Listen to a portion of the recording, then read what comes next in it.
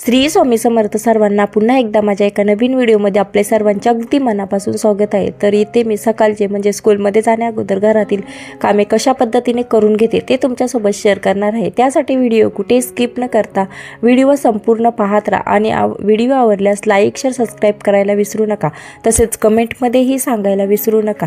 तर सकाळचे वातावरण मी तुम्हाला इथे दाखवले, खूप छान असे उजाडले होते आणि सूर्यही वर आला होता। तर किचनमध्ये आल्यानंतर मी अगोदर फ्रेश वगैरे होते। किचनमध्ये आल्यानंतर मी कोमट पाणी पीत असते। एक ग्लास पाणी वगैरे पिले का लगेचच आपल्या टिफिनची तयारी करून घेत असते।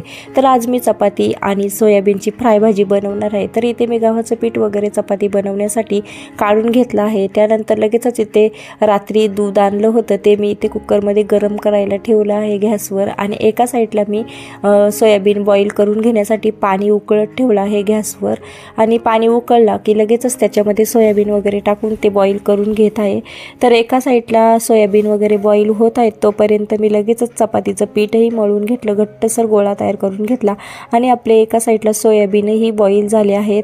तर ते गरम आहेत तोपर्यंत मी लगेचच इकडे आपली फोडणीची तयारी करून घेत आहे। तर फोडणीमध्ये मी लसूण वापरणार आहे। तर लसूण सोलून वगैरे टेचून वगैरे इथे घेत आहे। लसूण वगैरे सोलून झाला तोपर्यंत आपले सोयाबीन थोडे थंड झाले तर त्यामध्ये थोडा थंड पाणी टाकून ते पुन्हा थंड करून घेतले आणि एका ताटामध्ये काढून पूर्ण हाताने पिळून त्यामधील संपूर्ण पाणी काढून घेतला आणि मग त्यामध्ये मीठ, मसाला, हळद वगैरे टाकून ते मिक्स करून साईडला थोडा वेळ ठेवून दिले।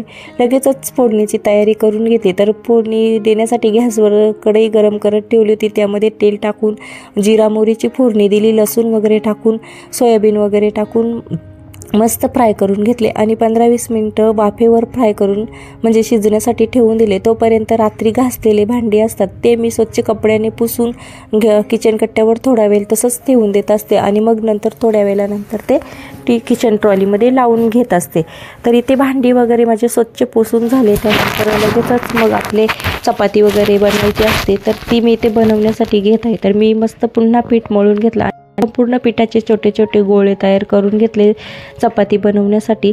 तर गोळे वगैरे संपूर्ण बनवून घेतले। त्यानंतर छोट्या छोट्या 2-3 अशा पाऱ्या वगैरे एकसाथ लाटून घेतल्या, त्यामध्ये तेल पीठ लावून त्याची घडी बनवून घेतली। तर मी ते संपूर्ण घडीची चपाती बनवत असते।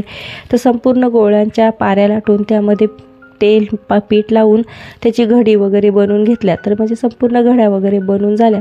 तर मी चपाती बनवण्यासाठी ऑनलाईन सिलिकॉन मॅट मागवली आहे। तर खूप फायदेशीर आहे। तर एका साईडला चपाती लाटून घ्यायची आणि एका साईडला संपूर्ण चपात्या ठेवून द्यायच्या।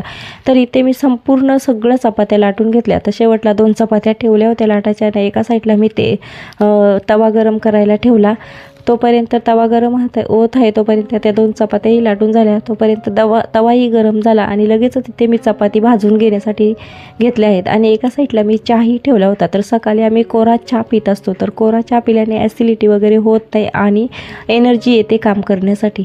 तर एका साईडला चपात्या भाजून घेत आहे आणि इकडे मी चहाही पित आहे, म्हणजे एकसाथ 2 कामं मी करून घेत आहे। तर संपूर्ण चपात्या वगैरे मी इथे भाजून घेत आहे। तर याने काय होते, आपली गॅसची बचत होते आणि आपला वेळही वाचतो। चपात्या वगैरे संपूर्ण भाजून झाल्या, लगेचच ती सिलिकॉनची मॅट आहे ती स्वच्छ पाण्याने धुवून ती नळावर नितळत ठेवायला दिली, नंतर मग ती सुकत टाकणार आहे। तर मग इथे मी लगेच किचन कट्टा, शेगडी वगैरे स्वच्छ पुसून घेतली, ट्रॉल्या वगैरे, कॅबिनेट वगैरे, नंतर पाणी वगैरे टाकून नळ वगैरे स्वच्छ धुवून घेतले आणि जे काही भांडे होते खरकाटे ते स्वच्छ घासून साबण वगैरे लावून धुवून वगैरे ते रॅकमध्ये ठेवून दिले निथळण्यासाठी। ते वगैरे झाले, लगेचच आपल्या मॉपने पाणी वगैरे काढून घेतला आणि लगेच इथे आपले टिफिन भरून घेत आहे। तर टिफिन भरून घेत आहे, त्यानंतर उरलेल्या चपात्या, भाजी वगैरे एका डब्यामध्ये काढून ते ठेवून देते। त्यानंतर बॉटल वगैरे घेत असते, म्हणजे टिफिन बॉटल भरली का लगेचच आपला संपूर्ण घरामध्ये मी झाडू मारून घेत असते, कारण मला सकाळी सकाळी देवाची पूजाही करून घ्यायची आहे। तर देवाची पूजा करायची असेल तर आपलं घरही स्वच्छ पाहिजे, जसं आपलं मन स्वच्छ तसं आपलं घरही स्वच्छ पाहिजे। मग मी संपूर्ण घरामध्ये झाडू मारून घेतला, गॅलरीत वगैरे संपूर्ण घरामध्ये झाडू वगैरे मारून घेतला। तर इथे माझा दादा उठला होता, तो त्याचं दप्तर वगैरे भरून घेत होता, त्याची तयारी वगैरे चालली होती।